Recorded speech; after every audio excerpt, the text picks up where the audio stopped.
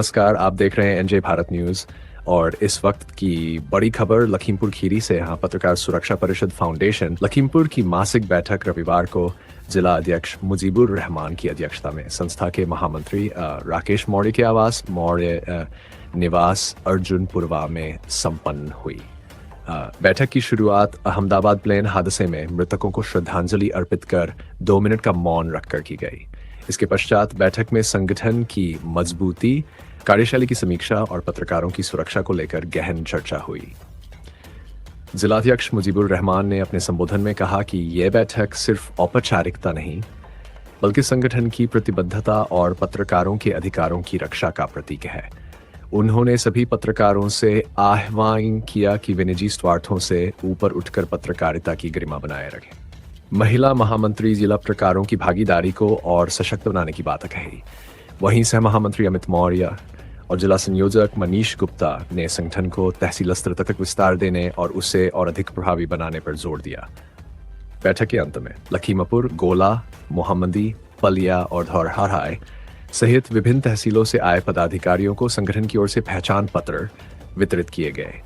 इस मौके पर राकेश मौर्य, रमेश मौर्य, मनीष गुप्ता, अमित मौर्य, नीरज जायसवाल, सुनील यादव, सलमान सिद्दीकी, मोहम्मद सलीम, अजय वर्मा, आदर्श तिवारी, ज्योति शुक्ला, निधि पांडे, इरफान सहित कई पदाधिकारी मौजूद रहे। सभी ने संगठन को और अधिक सक्रिय व प्रभावशाली बनाने का संकल्प लिया। मुख्य संपादक नीरज जायसवाल की खास रिपोर्ट।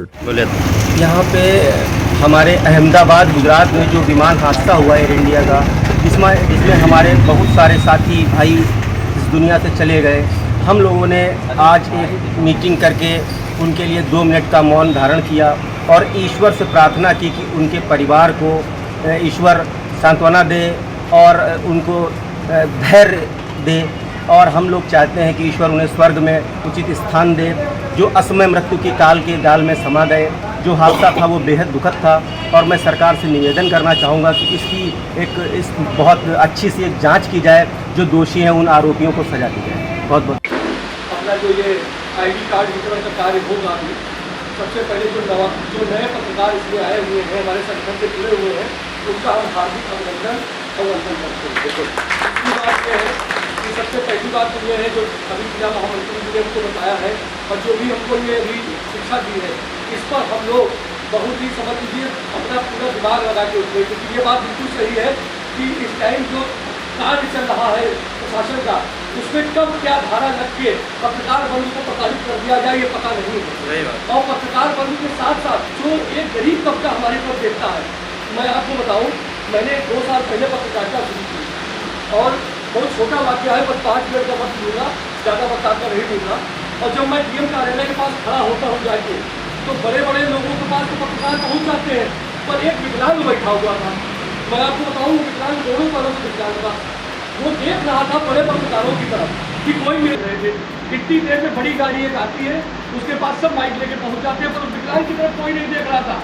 सुनील भाई साहब, आपको याद होगा, सुनील भाई साहब वहाँ पर थे और वहाँ पर जो पानी वाली टंकी क्या बनी है, वहीं पर हम भी बैठे थे, सुनील भाई साहब भी बैठे हुए थे।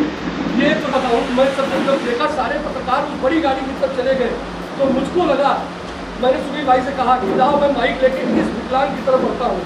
और मैं माइक लेके, पता नहीं मेरे अंदर क्या भावना आई, मैं माइक लेके जब उसके पास गया तो वो बड़ी ही नम आंखों से मुझको देखा। उसने यही कहा कि सारे पत्रकार को वहाँ लगे, नहीं, हमने कहा मैं तुम्हारी बाइक दूंगा।